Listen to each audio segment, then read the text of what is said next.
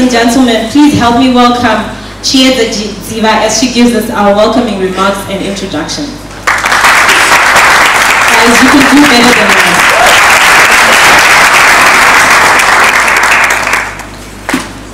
Thank you, Tafadzwa. Good afternoon to you all. Through our guest of honor, Honorable Professor Mthuli, esteemed delegates, representatives of government, business, fellow young people, with all due respect and with all protocol observed, a pleasant afternoon to you all, ladies and gentlemen. On behalf of the Global Shapers Harare Hub, which is an initiative of the World Economic Forum, it is my absolute honor and pleasure to welcome you all here present and those following us on our virtual platforms. Welcome to the Road to Davos Town Hall for 2019. Please give yourselves a hand.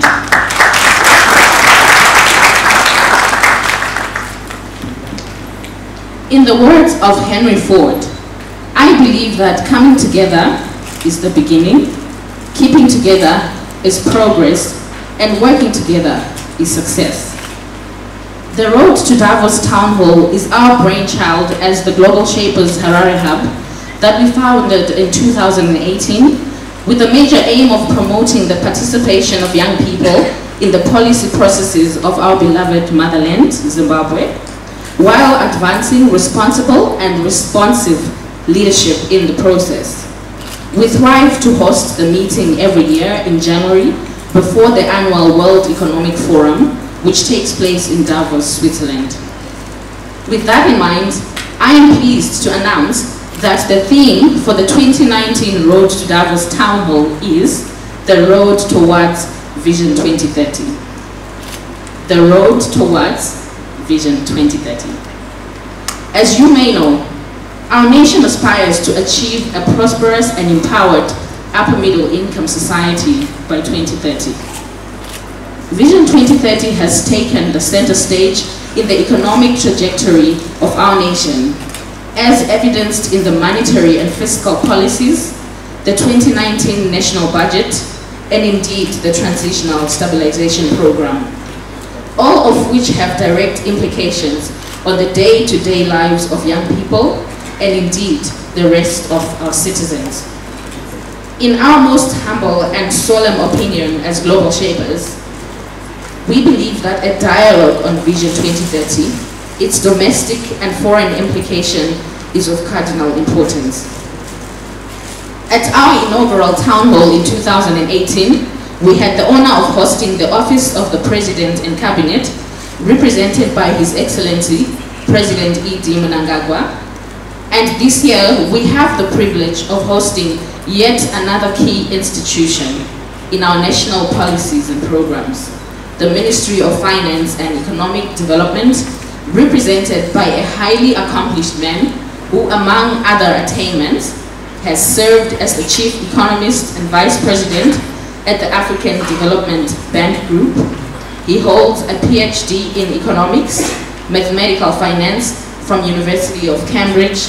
He is a visiting professor at the University of Oxford and is indeed our Honorable Minister of Finance and Economic Development, Professor Mthuli. Please give him a round of applause.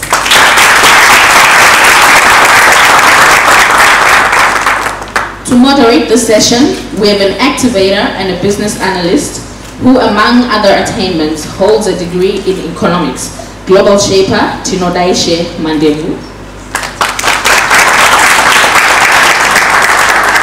We also have a young servant leader who sits on the public relations board of the Rotary, Southern Africa. Amongst other attainments, he holds a degree in business studies and computer science, Global Shaper, Milton Murungarumbo. To conclude my remarks, may I say that as Global Shapers, it is our sincere hope that an upfront and respectful dialogue on the road towards Vision 2030, as it relates to our current and future circumstances in Zimbabwe, might enhance responsible and responsive leadership, encourage more youth to become active citizens in pursuit of Zimbabwe's progress, and attract more partners and investors as government reaches out to the world economy through platforms like the World Economic Forum. In addition, it is our hope as young people, the depth and reach of our engagement today is a reflection of our love for Zimbabwe's progress, our resolve to do more even with less, and our commitment to responsible active citizenship. In the words of John Lewis, I therefore dare ask, if not us, then who? If not now, then when? And if not here, then when? Ladies and gentlemen, welcome and God bless you.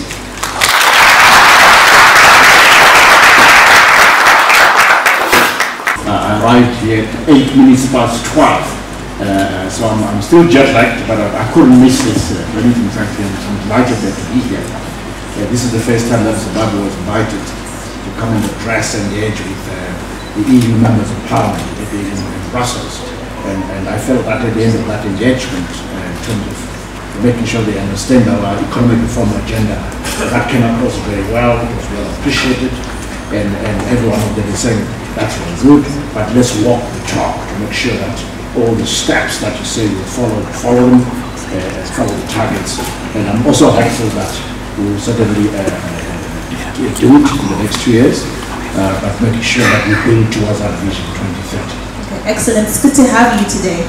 I think I'll just start off by saying you're the Minister of Finance of Zimbabwe. Did you ever think as a young person, like we are now in your 20s, that you'd ever be the finance minister? When you were 28, you had a good job. You were working for the London School of Economics, a better job than most of us have, and certainly a job to begin with, which is what a lot of us can't even speak to. So tell me, what is your feeling around that? Well, it's also an honor to serve as the Minister of Finance and Economic Development for the country. So it's a real honor. So when I was asked, I didn't have to be asked twice, but only once, and I accepted, and that was it.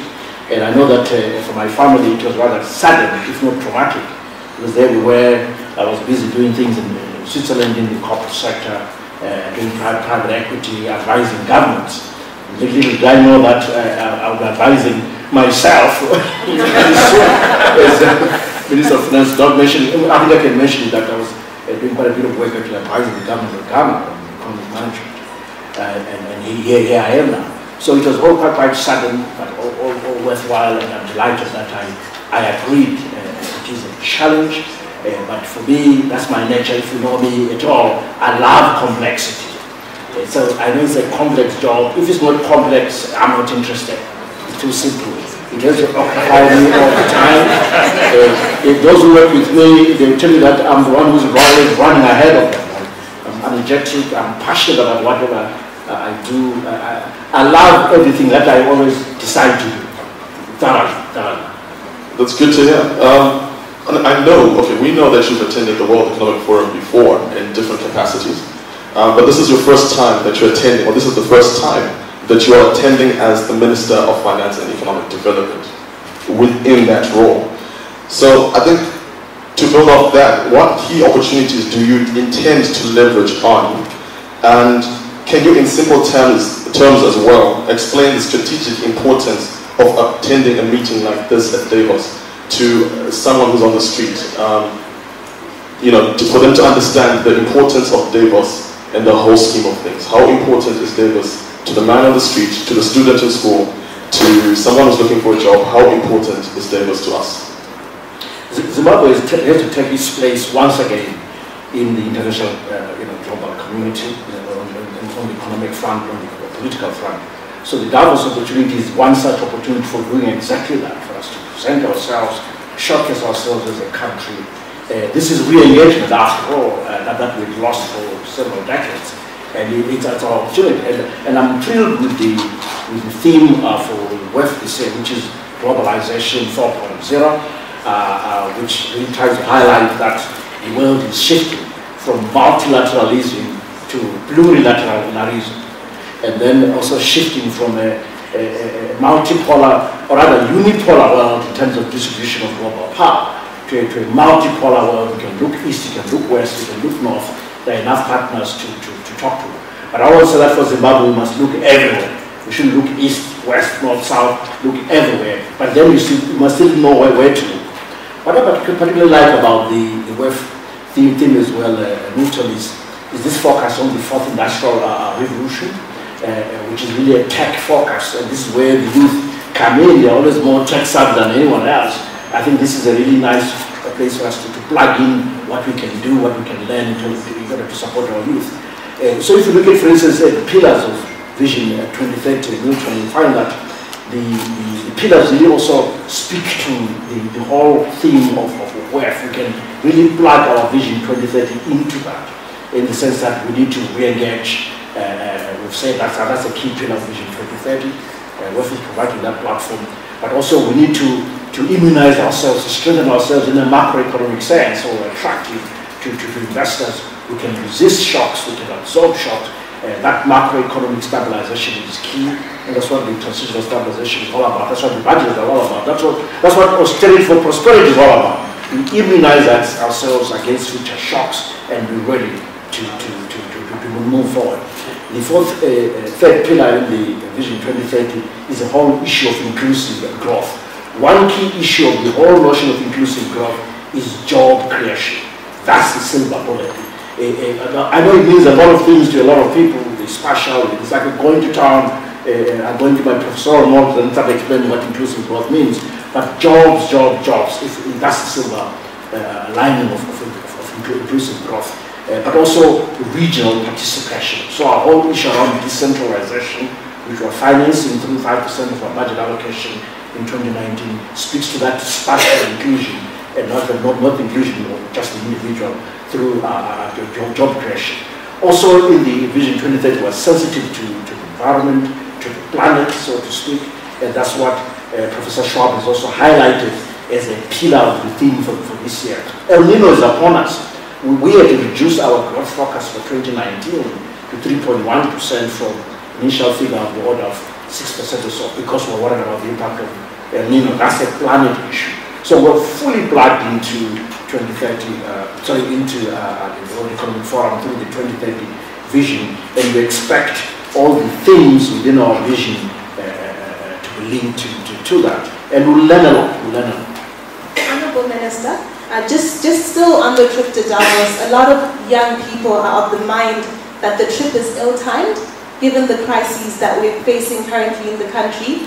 You're aware of the pricing issue, you're aware of the fuel crisis. What is the justification, or why is it mission critical for Zimbabwe to be on that stage in Davos this year?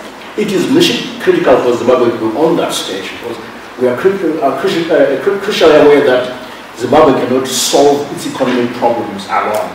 It needs partners, it needs global partners, it needs re-engagement. One of the reasons why, for instance, why we are running out of forex, we have forex crunch, is because we can't access enough credit lines. We've lost about 80 different credit lines through our entire banking sector.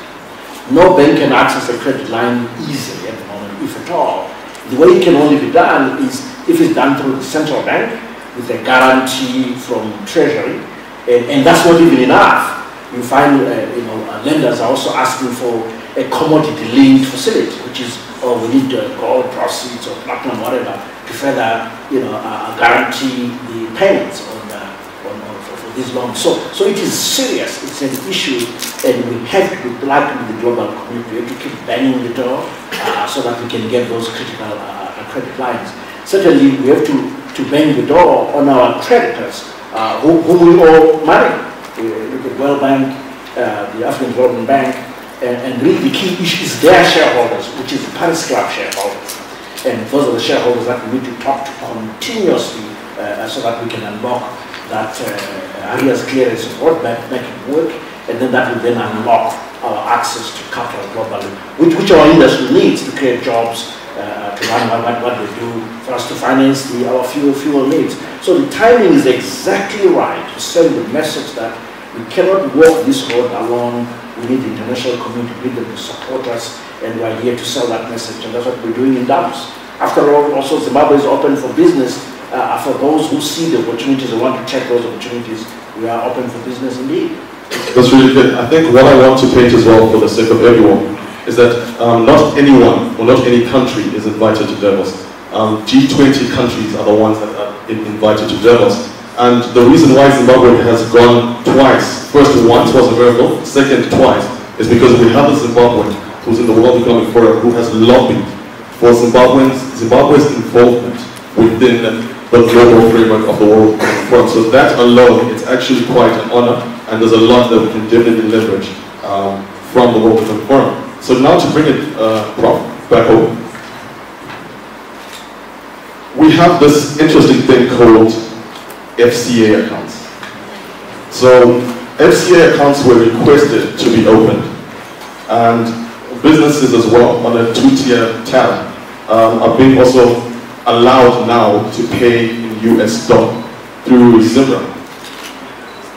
Does this not enforce then that truly our bond is not 1:1 with the dollar? The fact that FCA accounts have been opened, the fact that Zimra now collects in US dollar, does it not then hit against the notion that our currency is not 1:1? Well, the thing is, let's start with the Zimra issue. That what I announced in the budget is very simple, is that really the taxes should be collected in the medium of the transaction. That's what it is. You can pay us in rands, we are comfortable with that. Or RTGS or bond, we will accept any of those. What we're really calling out on was, look, if you charge your client in hard US dollars notes, and then you shouldn't be paying Zimra, the VAT thereof, in bond, or we want some consistency in that, because we're feeling that there's some arbitrage taking place. So it was a way to close arbitrage behavior within the tax collection modality. On the issue of the currency, it's never an easy one. If there's a huge elephant in the room, in my view, left in terms of macro reform, it is currency reform. I'm very comfortable on the fiscal front. I wouldn't really want to announce any further taxes. In fact, I think that going forward into 2020, 2021, I should be cutting taxes. So my language is going to change. I can assure you. Because we cannot have austerity for 2 or 3 successive years. 1 year should be enough. After that, we should listen. It should work in the first year, and then we should listen. So I'm comfortable with the fiscal plans. Monetary front, this is where the heavy lifting now has to move towards. So there's a balance, fine balance between preservation of value and removing pricing distortions. So as you do currency reform, you have to continuously balance those two. If you look at what we did on the 1st of October, if we think about it carefully, perhaps that was the beginning of currency reform. You think that separation of those FCA accounts, and then also building the micro institutions to support monetary policy, the monetary policy committee, raising the reserve requirement, and so forth. Those are the micro institutions that support monetary policy conduct. And separating those FCA accounts is the right thing to do.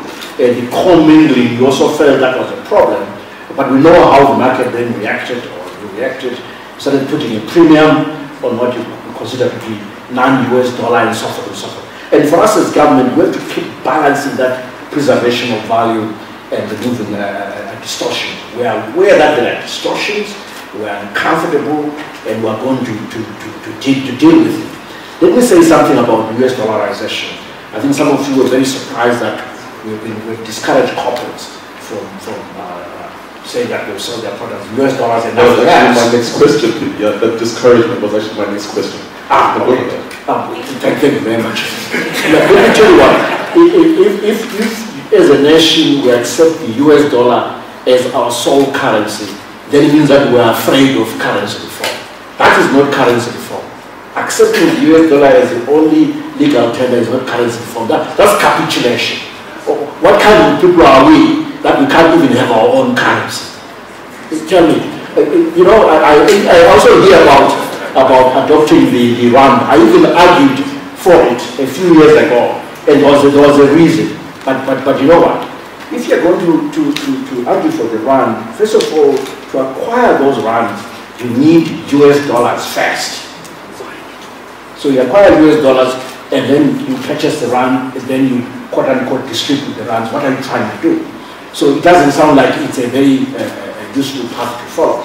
So my view is long-term, Zimbabwe needs its own currency. Our job as policymakers is to create the right environment for this currency to be credible, to be stable, to be less volatile, and for you to believe in it and buy it. That is our job. So dealing with the fiscal side of things is the first order of business to create the right environment for a stable currency reform going forward. After all, what we have for now is fiscal policy and no monetary policy. So the solution is still fiscal. So as long as we tighten the belt in that direction, I can go into detail there, but maybe I shouldn't. You find that the currency volatility is well managed. Okay, thank you, Minister. I'm sure a lot of the young people are happy to know that your goal is not to continue to tax and overtax youth population. And while we're on that tax, I know that you raised about 500 million in using the 2% tax in the month of December. I'll correct that, not as much as that, but a handsome amount nonetheless. Okay, maybe can we talk about this handsome amount, because I think it was said in the tabloids that this money was then used for the hiring of 3,000 teachers, 350 university staff, as well as devolution. In your view, do you think this is the most, the best way to have used the taxation funds? And do you not feel that there are more pressing issues that would require those same funds at this time? Thank you very much for that question. First of all, let me be clear. The 2% tax is a wonderful tax. First of all, it ensures maximum coverage. It ensures compliance. It ensures that we can also make sure that the informal sector contributes to the fiscus. You know, the Treasury is owed, or maybe I should say Zimba Treasury, same thing, is owed $3.5 billion US dollars by corporates and municipalities. We have collected VAT, pay as you earn, but not transmitted. So what ended up happening is that Treasury was now forced to use the Reserve Bank overdraft window to pay its bills. But we just owed money. So we have a serious compliance challenge, very serious. So our view was, you know what, maybe let's come up with something that will force compliance. So that was our best idea. I'm happy to listen to any other ideas going forward in the future. I'm all ears. As to how we want to use it, you know what, my view is like this, unless you advise me otherwise. I don't think Zimbabweans really hate the 2%. I think, well, let me finish. The issue is how do we use your money? That is the issue. I don't think everyone said that 2% is a lot of tax. They said, how are we using our money? So that's for us, the government to be credible of that. We should show results of how we're using the money. And I think that the issue of devolution is not a small matter. We have allocated $310 million for that purpose. We have used a formula that works as follows. So first of all, 25% of those funds are applied at the level of provinces for both running expenses, but the bulk of it is capital expenses. That's about 75 million or so. Then the remainder, 3/4, is at district level. Every constituency is covered by name, and I know all of them. And I know how much we've allocated for each. Absolutely. And we've used a formula. The formula is to look at poverty levels. So it's very people-oriented. With a whole poverty map for Zimbabwe. We have it. Then we look at the infrastructure deficit. Looking at a very simple variable is the number of kilometers of unpaved dirt roads. And then the third is population size. So population, infrastructure deficit, poverty. We do the allocation. As an example, for instance, because I know this figure for sure, for Kanyemba, for instance, where I was last week, we allocated 2 million out of the 210. But the still money is at the provincial level, at the level of national and central. So every corner of Zimbabwe is covered by this. And in my view, that's a very useful use of these monies. Secondly is the social sector. Of course, we can single out teachers, nurses, whatever, but that's your social sector, supporting service delivery, making sure there are enough resources in the health sector, in the education sector. That's what this is about. 3,000 teacher or one teacher, that's what the issue is about, enhancing service delivery. I look at it, how much are we going to raise? Maybe I shouldn't say the figure. The minister has too much money, want more salaries. I shouldn't speak. I know the figure. But I would say that the focus, devolution, social services are the key areas. And by the way, you know, our strategy for showing how we were utilizing resources also shows in the way we're making savings. I've said to all my ministers, my colleagues, and the members of parliament so far, we shouldn't have these fancy cars. We've not authorized the purchase of a single car for a minister in Zimbabwe. Now, I say to them, I need the money to buy ambulances. I need ambulances, and that's what I'm going to buy with the savings from the cars from the ministers. That's what I'm going to do. So we're very serious about this austerity, about walking the talk, about meeting the people of Zimbabwe halfway, about using their 2% taxes properly. It's the 2% tax. It's not about pay unto Caesar what belongs to Caesar. It's about us giving back to the people what they contributed in the first place and covering the areas where we think that we can create the right type of public goods for everyone to be able to benefit from. All right, I think just to add on to that, the question I wanted to ask, but I won't ask it now, is the pain that people feel when it comes to the 2% tax has to do with the fact that it's heavily burdened on the formerly employed.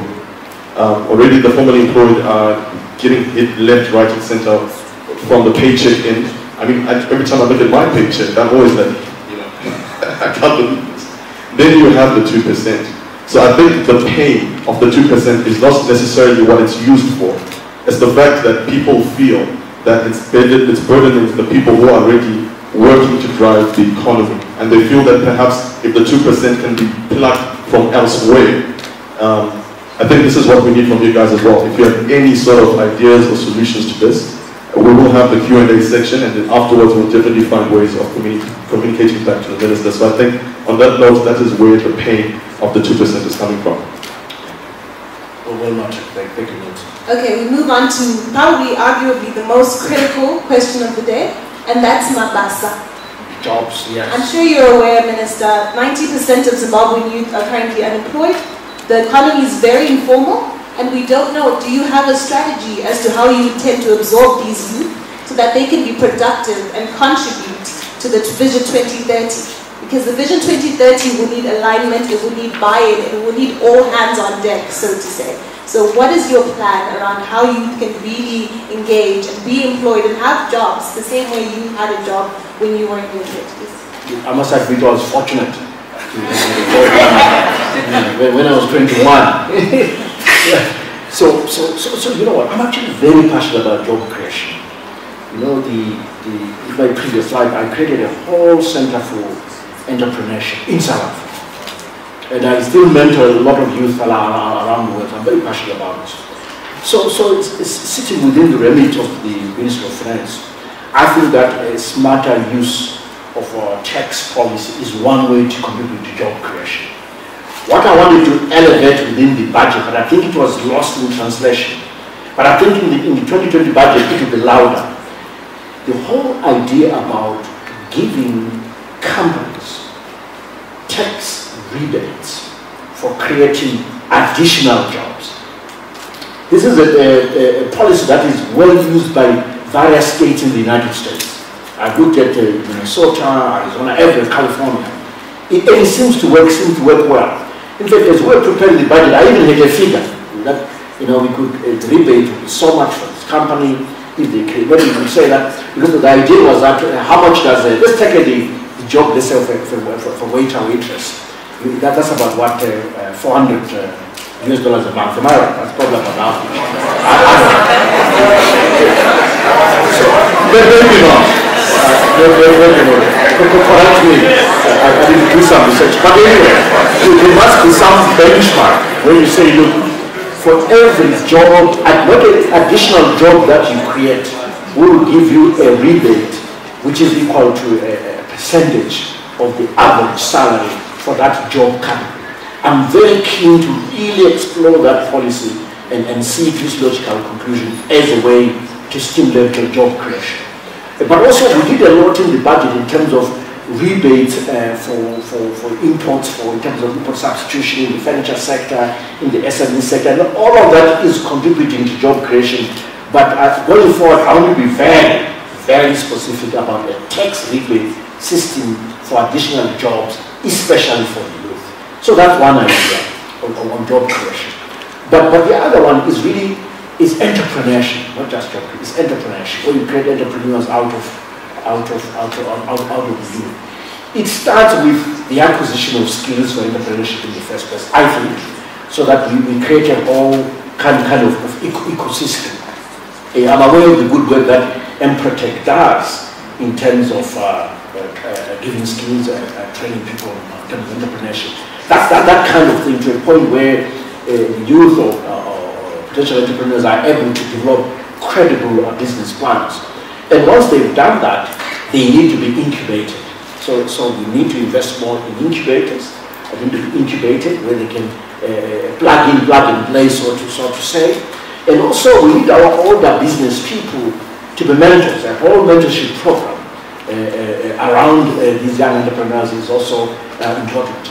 The fourth pillar is angel investing. We're not very strong on angel investment in Zimbabwe. I know that. It is an African weakness, by the way. We're not very strong on angel investing.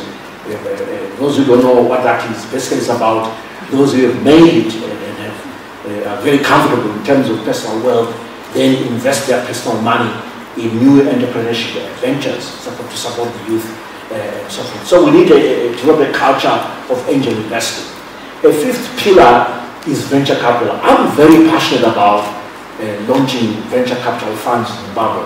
The last time I interacted with some of you in our youth engagement, I challenged you to come back to me with proposals for several venture capital funds, because we know the limitations of Empower Bank or the Youth Bank. They always require collateral, and the interest rates can be unaffordable. But that's the nature of the bank. That's the nature of debt capital. What you really need is equity investments, pension capital in the form of venture funding. And I'm sure the pension funds could be cajoled into investing in several venture funds. And I stand ready to really support that. In fact, I'm not even tempted. I was actually challenging my staff the other day that, look, should we find a portion of this 2% tax to capitalize the National Venture Fund? Because I'm frustrated that I'm not getting the response from yourselves out there as entrepreneurs.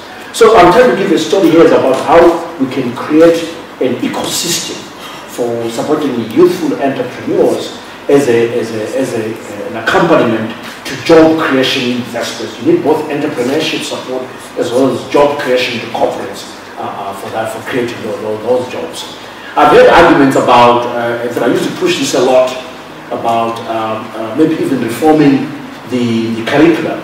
The Ministry of Higher Education has done a survey to show that while Zimbabwe's level of literacy is very high, but the skills level is actually quite low. So those artisanal vocational skills are missing in a lot of our A-level students.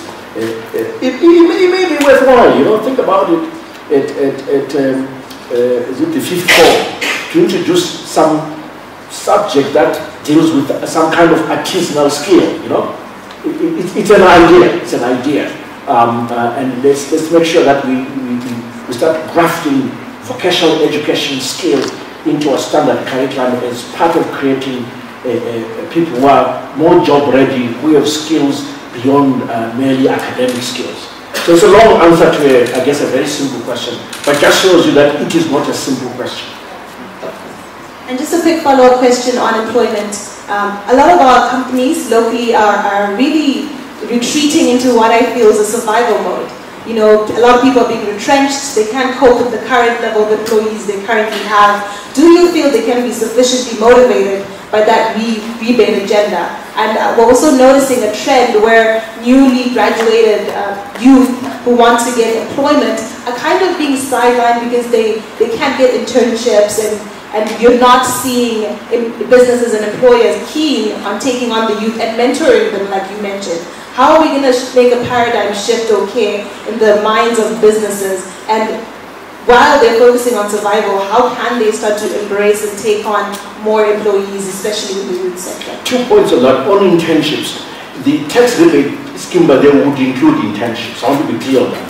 I'll try to rethink through this. So you shouldn't be surprised if you hear me next budget articulating it in detail. I think there's something in it. But coming to the plight of corporates, I believe the issue at the moment is the challenge of foreign currency for our corporates. And then that goes with currency reform. So for me, from where I sit, I think really the silver bullet is about currency reform.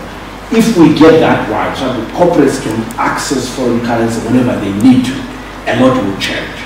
The currency reform agenda is also impeding foreign investment, by the way. We know this, we're fully aware. If investors cannot take their money out, they're not going to come in investors. They can't take their money out because we don't have the forex for them to do that conversion. So the issue really is currency reform. If we get that right, and I believe we will, a lot of these issues will go away. I know that it's not the first order of business is not a tax rebate for them. It's actually the availability of foreign currency. It's as simple as that. So I'm acutely aware, and we'll deal with this forex reform issue sooner than you think. Okay, I'd like to build on that. I'll quote something that you said within a certain paper. It said, open quote, "The private sector should wait for you to give policy. We are making good progress in fiscal consolidation. Once we are ready, we will institute requisite currency reforms," and you were touching on currency reforms. The question now comes from the corporations, especially those that are heavily dependent on raw materials, that have to import raw materials, because waiting for forex allocation is putting a lot of strain on a lot of businesses that don't have a leg that draws raw materials from local companies. So the question then becomes, how far are we within the fiscal consolidation process? Like, are we halfway there? Do we still need, how much more time before we start talking currency reform? I like to believe we are close, but as you can imagine, currency reform sometimes has to happen by stealth, because it's always very sensitive. Again, that balance between preservation of value, which may involve speculation, and distortions, that's the fine balance that we have to walk. So it's not easy to pronounce a long road map with milestones. You don't do that. You just invite in speculation and attacks and everything in position. So I think we are close. I think I can safely nod. We're making good progress. I said that if you've been reading between the lines, currency reform started on the 1st of October. That separation, if you're listening, if you're listening carefully, and I know you as Bibles are much too smart, they are. It was started, and what was missing at that point was the fiscal discipline that we now put in place through the budget, the Austerity for Prosperity. Now I'm confident that with that solid fiscal framework, we can successfully institute a successful currency reforms. And my message to the corporate sector was because, frankly, I do not believe that adopting the US dollar is currency reform. That's capitulation. It's actually the opposite of currency reform. Currency reform means something else. It means that creating something that we're all proud of, something that we can defend, that is credible, something that will not erode our competitiveness. The US dollar will erode competitiveness, absolutely. We know that. And going forward, it will just get stronger as a currency. And that's not good for a weak economy like ours. Honorable Minister, you say that we are close. And that's a rather vague response. It is vague. I say this because there's a lot of young people who are going to be casualties along the way on this journey to currency reform. You have young parents in this room who swiped $250 bond for a pair of Tuffy's shoes with the schools opened. And all of the speculation and price hikes is a result of the lack of currency reforms. So are you in a position to give a more maybe concrete response in terms of months, weeks, days, years to allow young people to plan for their lives? It's months. Months, okay. So it's months. Less than 12 months, right? Less than 12 months.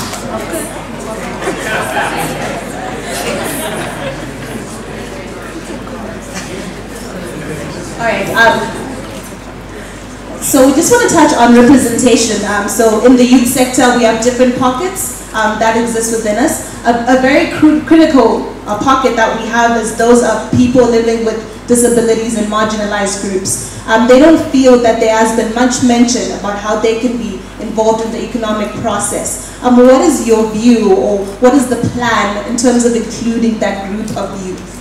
In the budget, I tried that in terms of not necessarily inclusion in economic opportunity, to be honest, but more in recognizing that they need our support. If you read that section of the budget where I went to town about the various import exemptions for items used by those living with disability, we really went to town, and in fact they came to visit me afterwards. I think it was Mr. Mabawudi. If you know him, maybe you don't. At least I know him. I met him, and he said, "Minister, we thank you very much. This is the first time that any Minister of Finance has spent so much time targeting issues that those living with disability are facing." I agree with you that we need to do more in being explicit in including them in economic opportunity. Absolutely. And in fact, after my meeting with them, I said, "Look, I need you to see these because we need one or two board slots at board level where we should be including people with disability to also participate at board level." But I agree with you that in terms of jobs, in terms of entrepreneurship, we need to do more. Maybe what we should do is, once we launch this venture fund that I'm very fixated on, we should just say, you know what, maybe 10% of the assets in this fund should just allocate to those entrepreneurs who are living with disability, or for rewarding those companies that are employing more of those with disability, something like that. But we have to do something, and I agree with you, and that's the best I can think of at the moment. Thank you very much for that. So, ladies and gentlemen, I have a document here with 41 questions that we are not going to ask. This next moment, this next segment that we're getting into is we want questions from you. We want your questions, we want your solutions, we want your thoughts. But ideally, you have to keep it very short and sweet, literally a 20-second pitch. We need to have as many of us be able to ask questions and engage with the minister, and that is very integral. Please remember, no criticism, all we need is questions to the policy, questions to what we've discussed. We need our dialogue to be very constructive and enable us to then move forward. Maybe we'll take 3 at a time so we can then... 3 at a time, definitely. Yeah. So we will start off first, this is the only chosen one, and then free flow from there.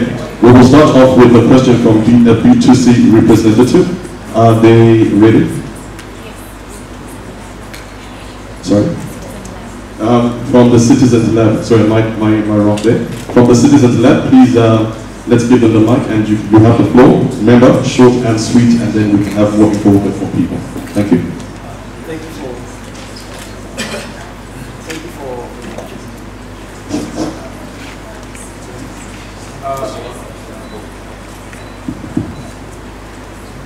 you for this opportunity, Minister and Global Shapers. What is the Ministry of Finance proposing to deliver for the youth in 2019 in these 4 months in terms of the transitional stabilization program, and how can we measure the results in terms of reach of effect? How did you get that? Okay. Next question. Good day. So we just realized that tobacco was one of the highest foreign currency earners this year. Why aren't we tapping into cannabis as well? Because exports to Canada right now, we can be able to do that. So we've got 99-year leases, we've got arable land, we've got people who are interested in agriculture. Minister, can't we explore this option? I think with the stress in Zimbabwe, people are afraid we might get a little too high. So I think the government is playing it safe. But a very important question. Thank you. We'll have the third question. Thank you very much, Minister. My question comes in response to your availability. You were talking that you were saying I'm waiting for the proposals to come, but it's very, very difficult to access your office, by the way, Honorable Minister. And we have come with some proposals, but just to, I've seated with a fellow here. He also tried to come, I think about 7 times. Yes, myself also. And it's very, very difficult for us to access it. Okay. Maybe just take a fourth question as well.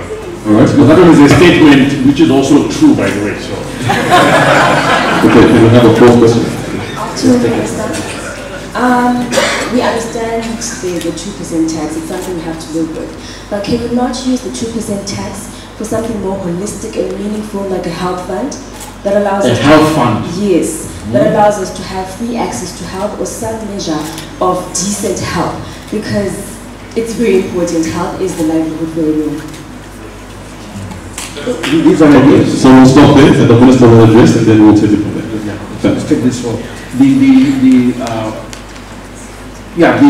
youth programs or youth issues within the budget or TSP. Yes, I mean, we'll pronounce on this, as I say, really we want to measure the issue around job creation for the youth through the tax, the deliberate system. We have said use it or lose it. So one of the things that we measure is whether these companies, as they use the rebate system, are they creating jobs or not? Are they creating jobs for the youth? So that's one area that will target in this budget as we implement the TSP. But in my earlier contribution, I went further to say I want an even more robust program in 2020 budget, where we want to expand the rebate system and be clear that we will give a rebate of an X dollars for so many new jobs created. I'll be very specific about that and see how that works. So that's where we are headed. But this year, we have a kind of blunt instrument because we have a broader set of rebates that are not very well targeted. But we still measure the amount of little jobs created. We'll be able to report on this. On the tobacco levy, so on the cannabis issue, I agree with you. It's a great opportunity. We should move faster. Yes. The answer is yes.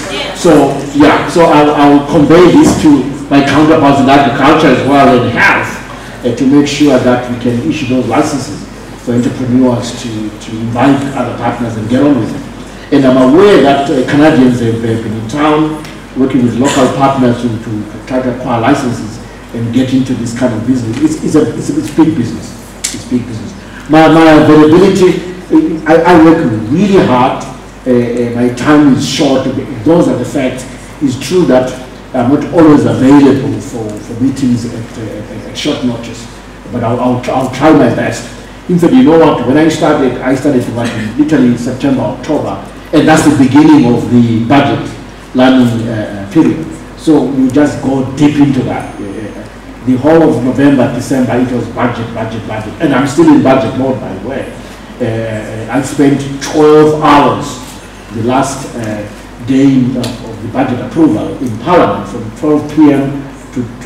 to what, it was 2 p.m., I'm sorry, to 2 a.m. That's when we passed the budget. That's the nature of the beast. And I had to spend a similar amount of time at the end of the month with the Senate. So it has been that time of the year when I'm deeply involved in the budget, and then you still have to fit in everything else. So my availability is curtailed, but I suspect, once we've gone through Senate in February, then I'll be more available. Let's give it a go, and I'm always happy to listen to ideas and support them. I'm very serious about this idea of venture fund. Other ways for using the 2% tax, such as the health fund. We already have a health fund. We also have the HIV fund as well. So, but this is an idea. So I want to receive more ideas to see how we can better use this wonderful tax, 2% tax in the future, to make sure that we can feel it as citizens who have contributed in the first place. So more ideas we'll tweak as we go forward as to how we apply it. Just a quick commentary there while we're on the budget, Minister, and I don't want to take any time from the floor. We're hearing that there was an incremental allocation allotted to Parliament, 80% increase, I believe, of the budget. We heard talks of gym memberships and 3-course meals and desserts. So I think maybe the youth would like some clarification. Maybe how are you deciding on who gets an increased budget? You know, the Ministry of Youth doesn't have a very robust budget, and yet you find that there was an increase on this end. So maybe how are you deciding on which groups receive an increment on the budget, given that there's a lot of pressure on the budget? No, I agree. You know what, let me start off this way. When the initial votes were submitted, in terms of the various ministries mentioning, basically indicating rather what they would like to receive in 2019, when you add all of that up, it came to about $18 billion US. So the submissions were as large as the whole GDP of the country. 100% GDP budget. Just imagine that. So that's the starting point. So the demands are there. I agree with you. And to allocate is never easy. Coming to Parliament specifically, I had initially allocated $101 million, which was already a 25% increase from the previous year. And obviously the feeling was that was low. I must admit I am sympathetic to always empowering the legislature, because that's what, if they do their job well, they act on behalf of the people to monitor the executive. So that's always a good thing, to empower, to capacitate themselves. They can monitor us, so we do the right thing and deliver for the people of Zimbabwe. But really, initially, this is in the media, so I can talk about it. They had requested a budget of 163 million, and then through some negotiation, we ended up at 145 million. They did give some reasonable arguments, and of course I did disagree with them, and they still disagree on the type of cars that they want to be seen driving around. It's not the time to be seen driving flashy cars, frankly, if you are in the legislature or you are in cabinet or in government. That's the wrong time. We have to meet the people of Zimbabwe halfway, and I agree with you that other departments need the resources even more. So I agree with you, but in the end, we agreed on 145 million. It's a done deal, but then we could still negotiate in terms of implementation, so we can divert resources strategically as we implement the budget right through the year. But yes, it's an issue, and it's quite clear that they were very pushy about it. They wanted the resources, they tried to give good reasons. But other departments also have good reasons, those are the facts. We just don't have enough money going around, frankly, and we have to balance things all the time. So I think the youth will know to be pushy. I think we'll go back to the floor and make sure they questions. 4 more questions. Whilst we get the next question, I think a very good car we could suggest to those who are looking for new cars is, what is it called? The Wish. What is it? It's a very good car, trust me. It's so pure, efficient, it's long, your whole family on point. Okay, so who's next?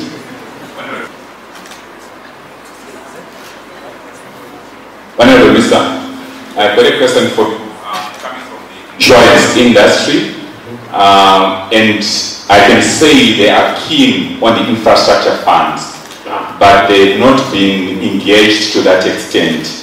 And if there is any concern or worry that they might have, it is against perhaps government functionaries pillaging against such funds that might be set up.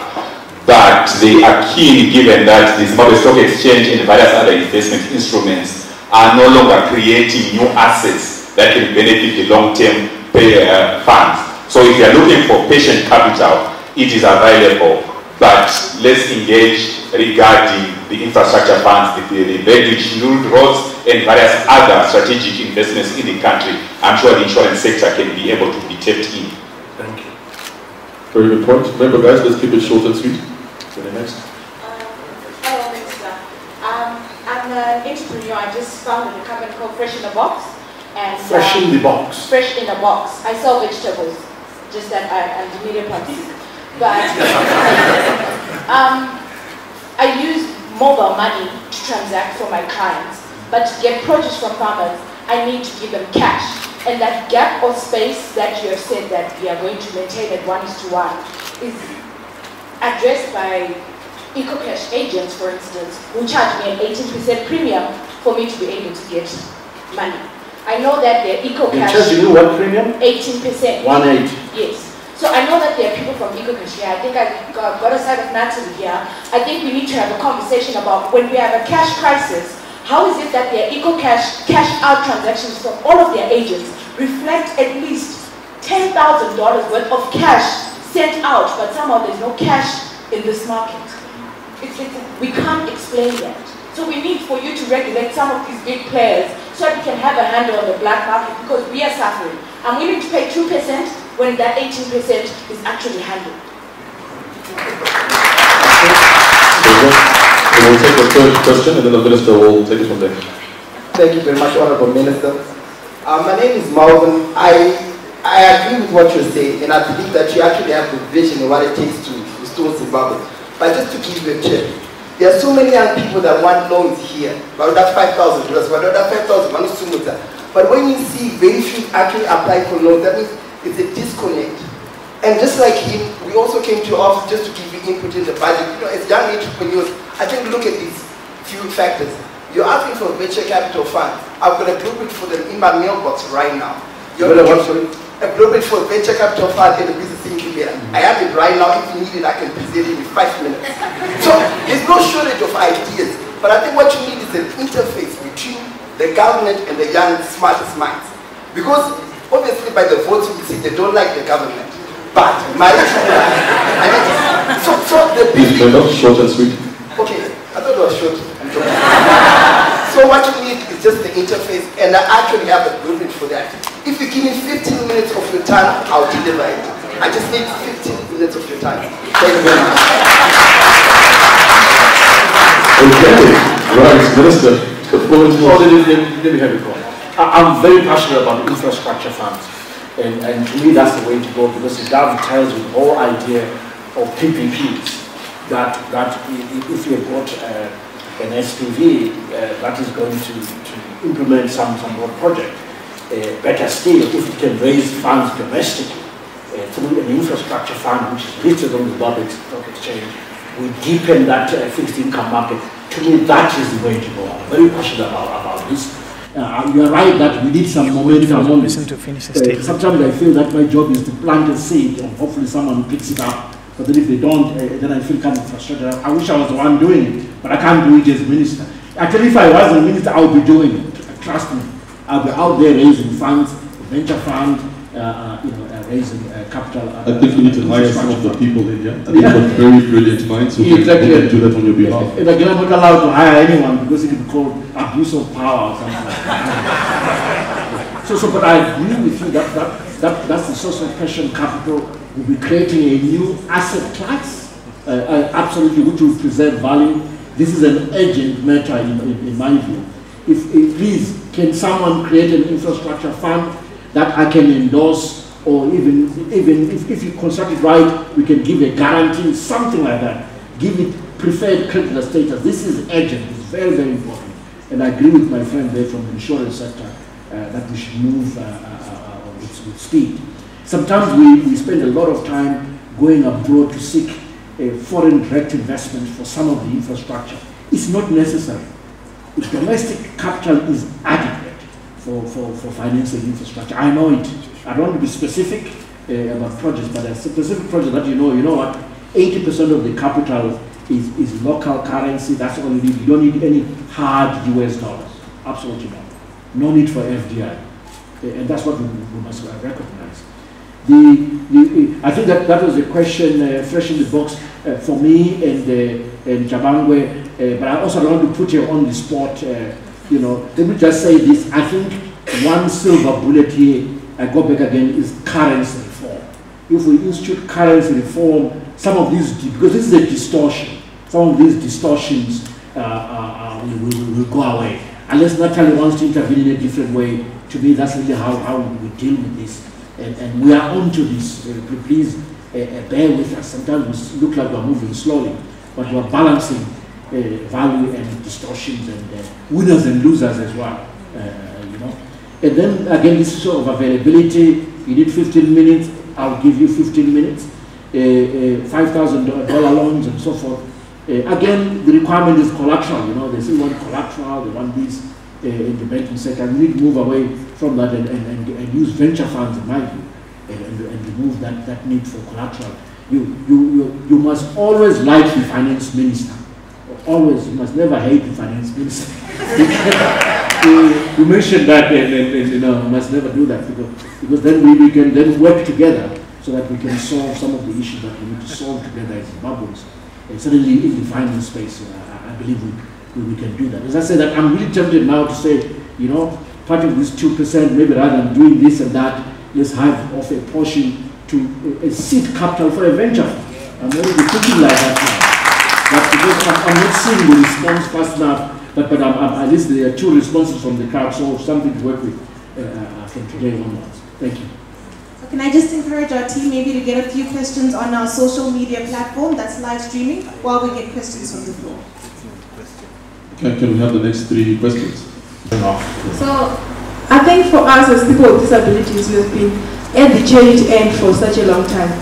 And it's not for us also participate in the economic development. Oh, sorry. I would say, as people with disabilities, we have been at the receiving end as the charity model for quite a long time. And it's high time for us to also participate in the economic development of the country.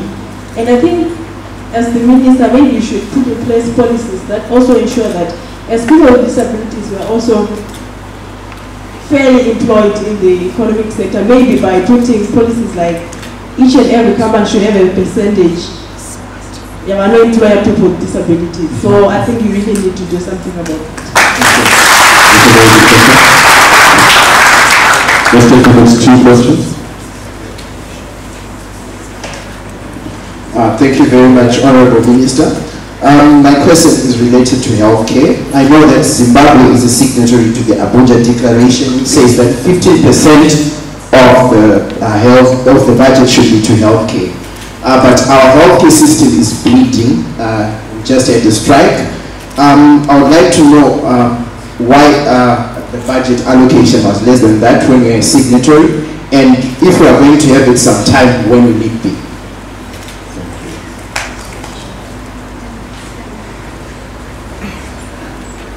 Thank you. Just to add on to what my sister there is saying, I think the policy, like for example, this dependency syndrome that is attached to people with disabilities. As a young person living with a disability myself, I feel like if you would focus more on educational policies or educational funds and creating space in this new government, you know, for people with disabilities so that they can shine, and probably we have some of the solutions that you're looking for in this government. Absolutely. This is all the points. The minister going to take another one? Or just take 2 more. Okay, 2 more questions. We force each other. They're very important. 2 more questions. Nevertheless, short and sweet. Okay. Honorable Minister, I have a question for you because I've been listening to you. And I want to ask you, do you think the actions and what you're saying is building confidence and establishing trust with us as your constituents, if I can say that, because everything you're saying, you're not answering fuel, healthcare, you're not answering high fees with your policies. You are denying that the US dollar and the bond are not equal. We don't trust you. Please make us do something to show us that we can trust you and that you're building and establishing confidence as business. So, can we have 1 more? Honorable Minister, my question is about how is the government planning to raise the forex that will support the introduction of a local currency? I noticed you alluded that dollarization is not it, and so obviously the other option is having our own Zimbabwean dollar. But what are the practical things that the government is doing to actually raise this foreign currency? I'm sorry, just to add a second question. Why are pensioners being made to pay the 2% tax? Why were they not exempted? And last thing, that's not what I've heard from the pensioners that I know. And last thing, have you considered levying a tax on foreign currency accounts in order to start raising the forex reserves required to, guys, come on, like we need forex reserves to have our own currency. Required to like build the reserves. Let's allow it to finish and then we can take it from there. Okay. Minister, let's address those 2. Okay, 1 more. 1 question, guys. 1 question and 1 person. Hi. Thank you, Honorable Minister. I'd like to know what's your stance on local investment for aggressive exports? Like, I'd like to take a case study of Australia. One of its biggest exports is like meat, chicken, of which in the back of every yard in Zimbabwe right now we have chicken. Talk about the venture capital that you're talking about. It's not an issue that we don't have the mighty venture capital but then what we need is a group of people stationed around one place, researching around the same things that we need to do. For instance, if we want to export chicken, we say China is one of our biggest friends. China's got the biggest market. China's got like 3 billion people. If we get 10% of China, we'll draw in so much income on foreign direct, it's not foreign direct investment rather, it's like Forex. So basically what we're talking about is we need to have a group of people that reassess issues of local investment for aggressive export. What's your thought on that? Look, do it. Who's stopping you from creating a group of people? That's what I'm talking about. You know, I've been an entrepreneur before. I'm telling you, no one is stopping you. Go for it. If you're looking for support from our ministry, from government, just tell us what you need. Just go for it. I agree with you. I don't even know what to say beyond that. That you need local investors to be export-oriented and foreign currency, because they're just earning a return for their investment. That's what it is, and focusing on exports. Now, on the other questions, I think the contributions on disability, I agree with you that in terms of emphasis, we need more of that. We hear more of us from us on that the next budget, and this idea about a quota on the job market front. I mean, that's a very interesting and important idea. It's something that we'll look into very, very seriously. I also, my friend here at the front is also making a similar point, saying that we'll be so surprised some of the ideas will come from the community that is living with disability, and I agree with that, absolutely.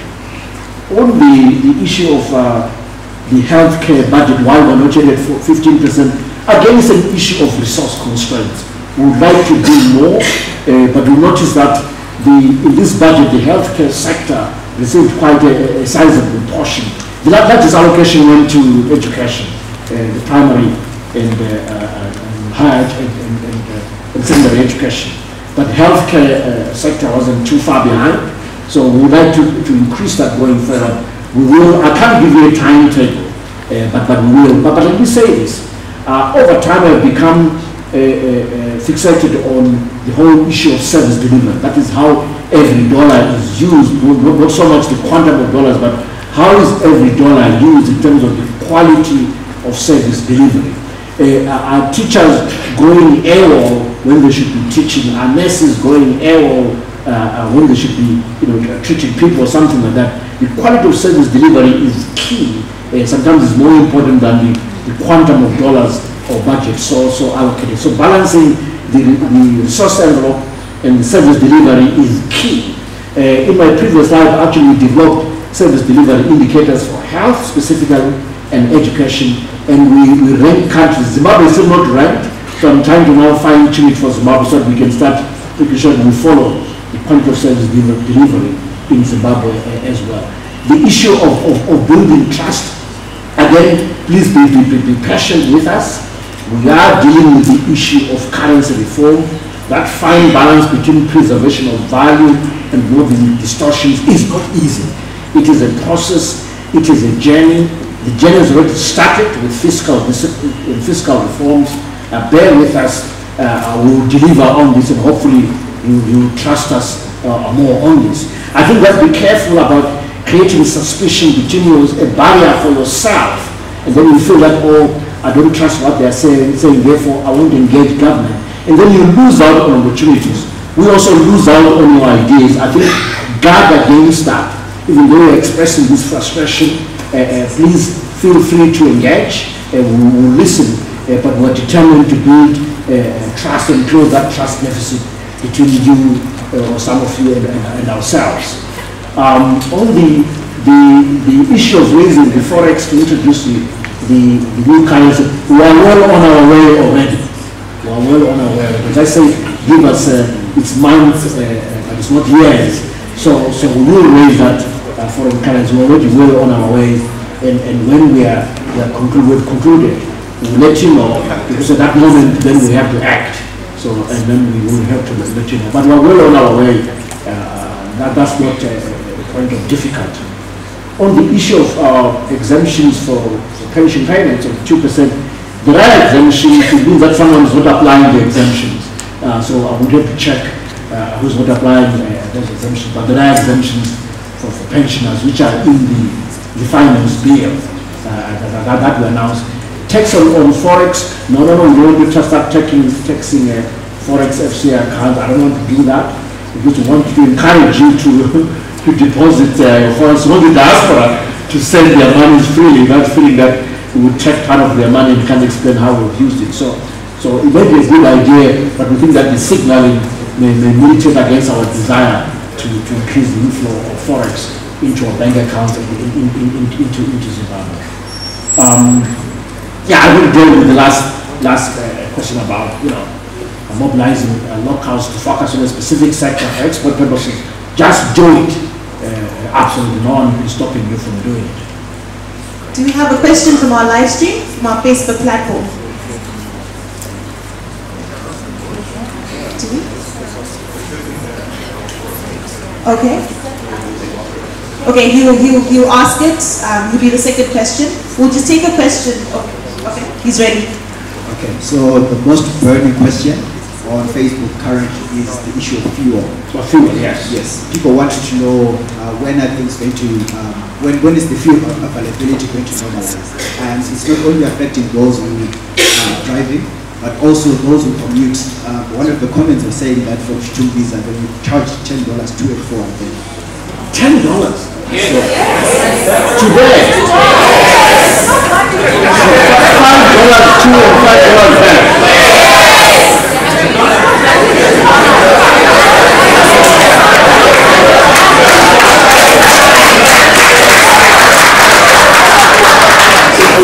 This is too much. Well, that's the point you will make. Thank you. Yeah, that is the first question. And the second question is, when we talk of entrepreneurship, one of the facts that we established at the beginning, Tino mentioned that there's about 90% unemployment. And in response, you said you're promoting entrepreneurship. But you're going to find that most of the people running business in Zimbabwe are not as skilled. And there's need to have a solid plan to ensure that everyone has the requisite skills to run the business. Okay. So skills for entrepreneurship. Yes. Is the government in a position to support or to provide markets instead of giving loans which might fail? Is the government in a position to give markets to some of the youth businesses? This idea was rooted in the youth policy, where the government had more or less committed to give 25% or a youth quota to most of the government projects that were being run in Zimbabwe. What's the progress that has been made, and what is the status of this at the moment? Thank you for that question. Can we have more questions from the floor, please? Minister, right now, could you please be able to implement... Apologies, sorry, can you please stand up? Standing up. Yes. Minister, one of the things is that you're saying that there's austerity, but we feel that it's for us, the ordinary people.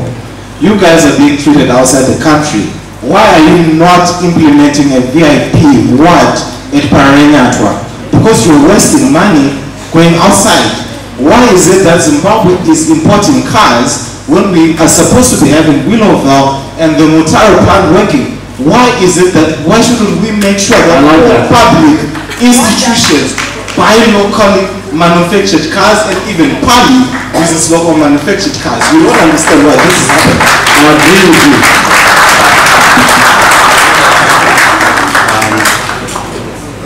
Thank you. My name is Samuel Dimaro, co-founder of Chengete Zaiti Posting Company. We automated the clearing and settlement of the Zimbabwe Stock Exchange transactions. We hold 10 billion USD of deposits, and in the past 5 years, we've cleared 4 billion in transaction settlement. My journey started as an entrepreneur when I was 17 years old, and I'm 28. One thing that I can, and the reason why I've told you this background, my question is two-pronged. What's the strategy on privatization, and how quickly is this going to be implemented? And secondly, government seems to be making the mistake of continuously wanting to get back into business. Instead of government being a supporter for business, they are competing with business and they are working on this business. I'll tell you today, in the past 10 years, right? Give me an example. Sorry? Give me an example.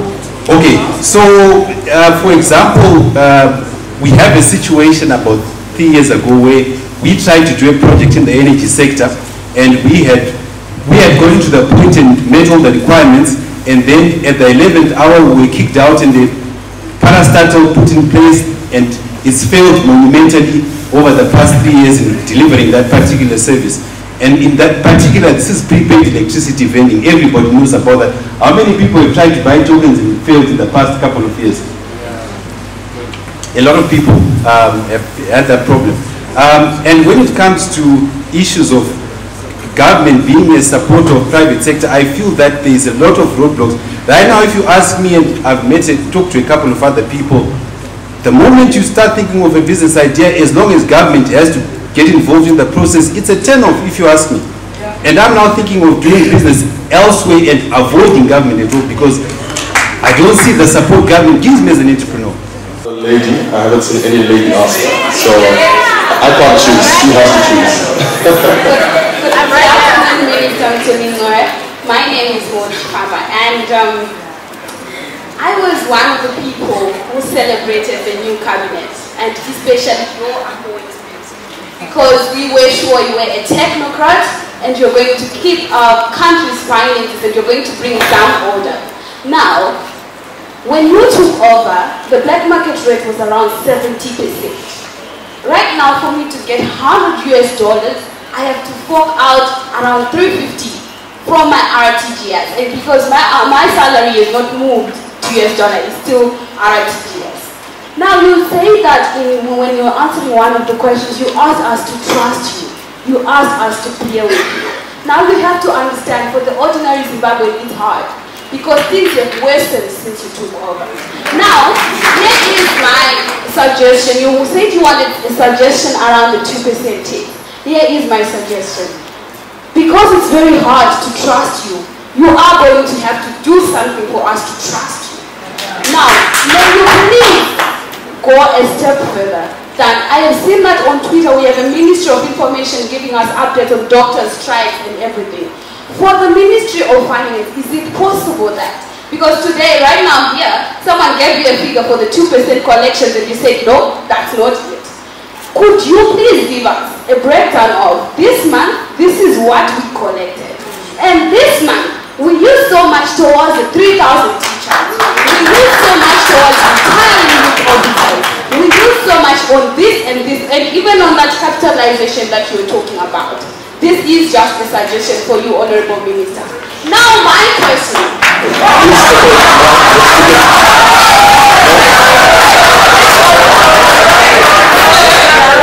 Just recently in the media, on Twitter, it was everywhere. Delta decided that it is going to charge US dollars for soft drinks and for beer. And what we saw was, a few days later, they were called by the government and they had negotiations with you, and it went back. Now the business is saying, we are charging US dollars because we need to find the US dollars on the black market. While we wait for you to introduce the currency and do what you say that you are in the process of doing for us to get our currency, what is the game plan, Minister? How are you going to make sure that you are discouraging business from charging US dollars when US dollars is what they need, and for them to find it, to source raw materials, they will need to get it from the black market. What are the strategies that you are going to use to discourage them to demand US dollars from us, because we don't have them? We'll have to come to that. Guys, we're absolutely terrible at the 20 seconds. So let's keep it short. One more question, and then, okay, so I think the last question at this point in time, because unfortunately time is over our heads, guys, so we'll take the last question now. Thank you, Honourable Minister, for meeting the young people. I think we are sufficiently, I can't say we, they, as the founding curator, I think you can tell on the zeal that they have. Vangwara queues at petrol, 5 hours in the queues. You know, things are not good. And it's been difficult for me to keep them infused with regards to these discussions and roundtables. There are youth that come from outside, educated outside, very zealous and wanting things to be done. The commitment that I can make to you is that we are sufficiently organized as global shapers communities to be able to give you input into what you're doing. If you will give these youngsters the audience. What they've achieved in the past 4 years is quite remarkable. And I think it would disappoint us all if these harnessed energies were not utilized. We need to take advantage of this youth dividend. So I implore you, as the founder of Global Shapers, let's use these youngsters. They are brimming with enthusiasm, but they are dying because of what the environment is actually offering to them. So please, can we formalize a relationship going forward? I thank you. Thank you very much. On the question about the fuel prices, for example, dealing with that. So what are we doing today to deal with the queues? So basically on Friday last week, we authorized drawdown of $20 million to deal with the crisis. And those funds were made available yesterday because it takes a few days. There's some detail that I had to skip, it's so confidential. But it was in the account yesterday. Even when I was in Brussels, I was tracking it. So that should enable us to receive about 44 million liters on the back of that. So that's just a blood transfusion today to deal with the fuel crisis. But a lot more is going on in the fuel sector. We're also quite aware of the arbitrage opportunities that have been created by the price of fuel relative to its price outside Zimbabwe, but also relative to the parallel market. We're quite aware that there's round tripping across borders or between parallel market and the fuel market, and there's a whole parallel market for fuel in the first place, where fuel is being sold, is it for $4 or $5 per liter? That's the figure that I keep hearing. So you've got these distortions in the market that are making the situation worse. But I also think that I know that for sure that one of the issues here is again currency reform. Currency reform again is one of the solutions. So I believe that if we deal with that, that will go a long way in rationalizing the pricing mechanism and the behavior of agents within the fuel sector. Of course, with the forex shocking, that's for effect. But perhaps just through currency reforms and getting the right pricing for fuel, that will deal a blow into the pricing distortion, that kind of opportunity that has emerged in that market. On giving entrepreneurs skills, I agree with you that they need skills to run their businesses, strategy, marketing, financial management, and how to go global, how to survive the value of death, as they call it, the first 1,000 days. All of that stuff, they need these skills, I agree with you.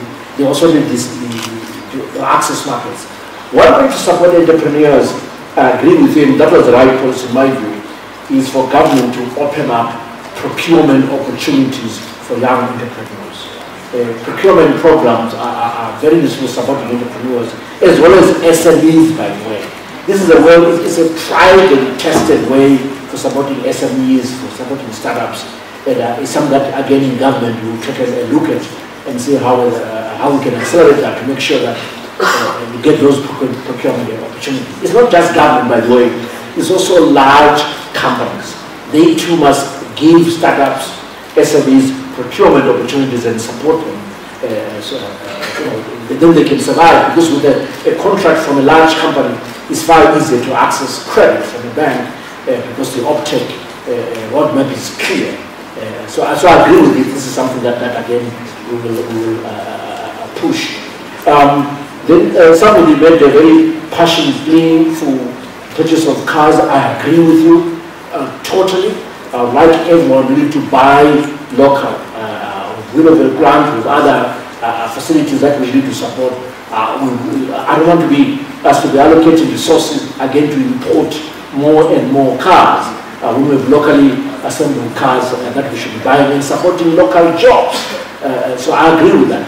That really is priority, and I'm pushing for that to be the case. On our privatization, government counting out the private sector, we are very serious about privatization and restructuring of state enterprises. We believe in a private sector-led economy.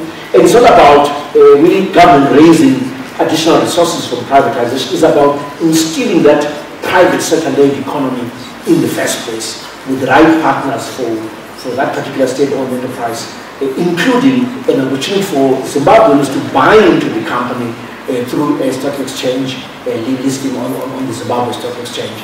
And you're saying that you're already an operator within the stock exchange in terms of clearing of issues and trade settlement and so forth. So clearly this is a way to go. We are pushing for this, and let's see how we proceed in the next 2 years. We've got 11 companies that we've targeted for privatization: banks, POSB, the telecoms cluster, Complex, and others. And we'll keep pushing to make sure that the privatization happens. Now, but privatization also doesn't mean that government will be selling its stake entirely. We won't be doing that.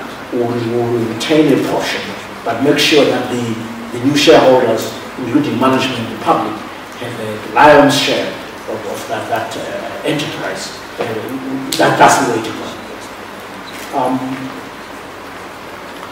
I don't know what to say about government crowding out the private sector on some of the contracts. It shouldn't be like that. I'm delighted to say 3 years ago, not 3 months ago.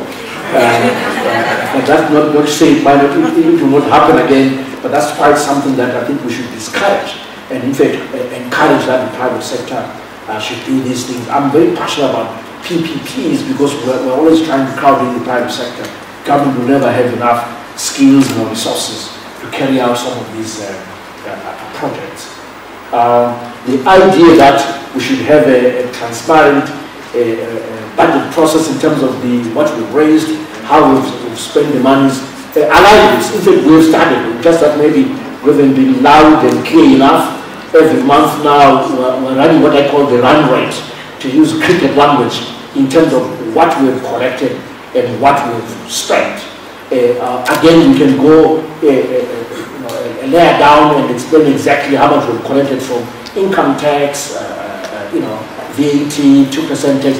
We have all that data, and I'm happy to share with you exactly what we collected in November in full. It will also show, the target that we set for Zimbra, whether we met that target or not, the yearly target, everything is there, the variance, the whole bells and whistles that goes with tracking financial performance.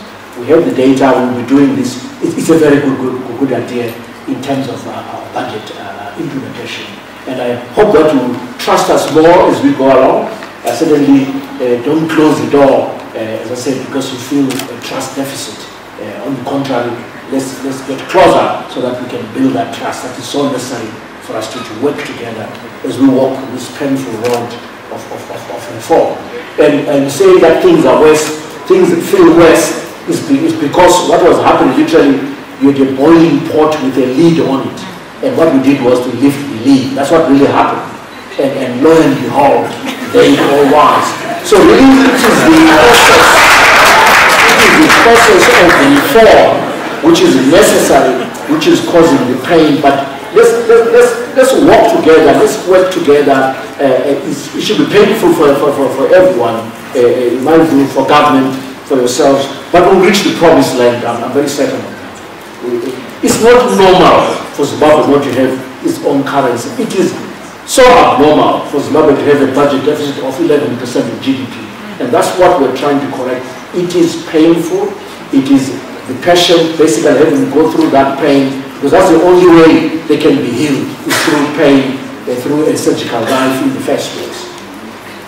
Then the comment by my dear friend Rajat Kanakira, I agree with you. There's a lot of energy, there's a lot of passion, a lot of enthusiasm in the youth. We must tap into it. Earlier I said, please send me CVs. I'm looking for youthful members to join our parastatal boards. At least I would like to have one youthful member per board. For instance, I know that the board of Zimra is not yet complete. I know that for sure. I've got a few board seats that are still vacant. I want to do that. And I've got, at least under my purview, there are 3 other corporates where, again, we need to put the boards in place. So, please, I'm happy to receive your CVs. But also, we did say, His Excellency has been very clear about this, that we'd like to put in place an advisory board, which will include also members within your fraternity, the youthful fraternity. We like your energy, we like your enthusiasm. I personally am always inspired by those younger than me. Even if you ask me whom I admire the most, chances are I will not give you the name of an older person. I'm likely to give you a name of someone who's younger than me because of the energy, the passion. I'm always inspired by what we can do and your enthusiasm. Thank you very much. I thank the Global Shepherds for inviting me. I think you said that was the last question, so I'm also intending to thank you. Just in case if I make a mistake, we really thank you that we are walking this road to Davos together. This road is not a luxury, it is a necessity. We have to plug into the global community. We can't walk alone, we have to work together with the global community. This is one way to do it. It is one way to engage, and I'm delighted that they're giving us all these ideas and asking us hard questions, asking me hard questions, which we need to continuously refine, reshape our policy and direction going forward. I thank you.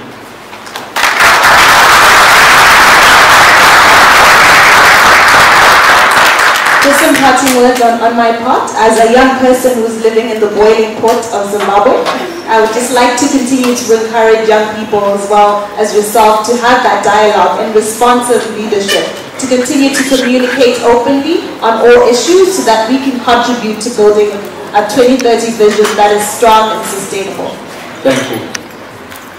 And just to add, I know there's a lot of questions. Unfortunately, our time was very short, and we had to leverage what we had at that time. But the conversation, like she rightfully said, does not end here. The Global Shapers Hub will definitely be communicating with every delegate within this room to also have your solutions and to also submit what you need to the government. And once we consolidate that information, we will then also send it through to the minister. And also what we've also discussed is to have after events after this. It doesn't end here. We're not going to see this next year, January. There will definitely be traction in between. So remember, it is critical as youth that we remain in the dialogue. Good dialogue. Let's not shoot each other down on solutions. Let's support each other. And it's a very important thing for us to really support each other in this element. So I think at this point in time, I'd like to invite over our MC, Tafato. Thank you.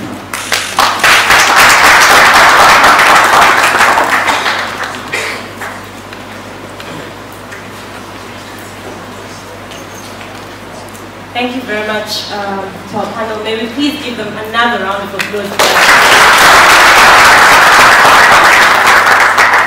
Well, like they say, a journey of 1,000 miles begins with the first step. This is the first step, and we hope that everyone in this room is going to take the next step going forward with us. We would also like to thank our sponsors that made this possible. Before I hand over to the person who's going to give us the closing remarks, I would like to thank Higher Life. May we please give them a round of applause. We would also like to appreciate Citizens Lab who also made this possible. May we also give them a round of applause. I am going to call up the project manager who holds a degree in political science. She is an organic produce farmer, the founder of Go Getter Movement, the owner of Manch's Mobile Kitchens, among other achievements. She's also a global shaper and was the programs director for this event. Please help me welcome Trish Hatata as she gives us a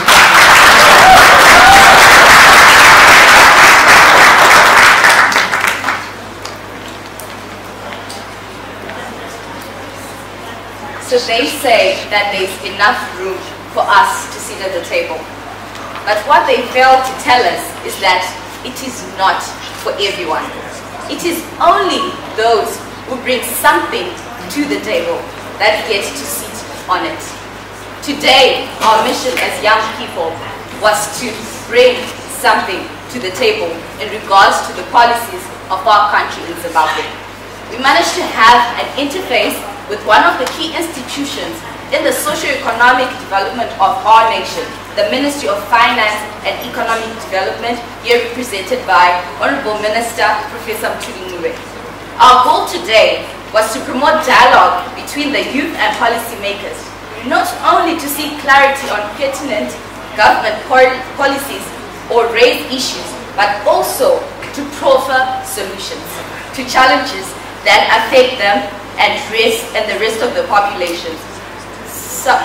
Solutions that allow them to be actively involved in the realization of Vision 2030. Please take note, the town hall is not just a one-day event, but rather the first step in facilitating youth participation in policy processes. Our next step is to follow up aggressively on all different asks to the ministry discussed today, as well as compiling a list of suggestions presented by young people present, both physically and online. To our valued sponsors and partners, High Life Foundation, CFM, Citizens Lab, and our gracious host, Celebration Center, we are deeply indebted to you. I'd like to invite the sponsors to just come and receive some tokens of appreciation, starting with High Life Foundation.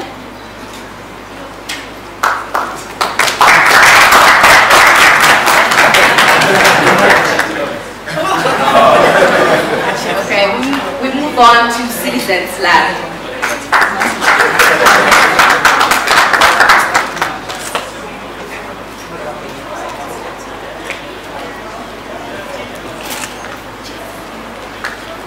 Citizens Lab.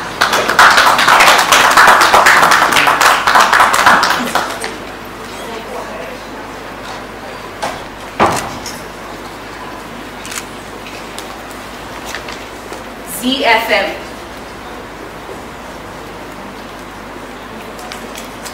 Okay, we move on. To our Honorable Minister, on behalf of the Global Shapers Harare Hub, I would like to express my deepest gratitude for agreeing to be on the hot seat today and to engage with us. We hope to have more interactions like these, especially with an orientation towards problems that are faced by our demographic. The real words to say thank you are at the tip of my tongue, but then I hope the token of appreciation we have will suffice as an expression of our deepest gratitude.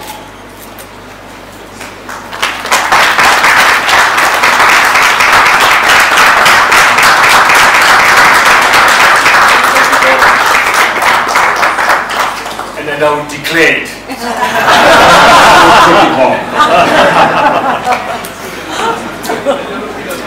I might have had the privilege to serve as the programs director for the town hall and lead from the front. But when I reflect from experiences and teamwork shown from the planning, the implementation, the going back and forth, I'm truly convinced that teamwork makes the dream work. And like they say, if you want to go fast, you go alone. But if you want to go far, we go together. I don't know about you, we might have different belief on this, but today I believe that we have gone so far because of the diligent and committed individuals that make up the Global Shapers Harare Hub. And I'd like to ask them to stand so that we acknowledge them.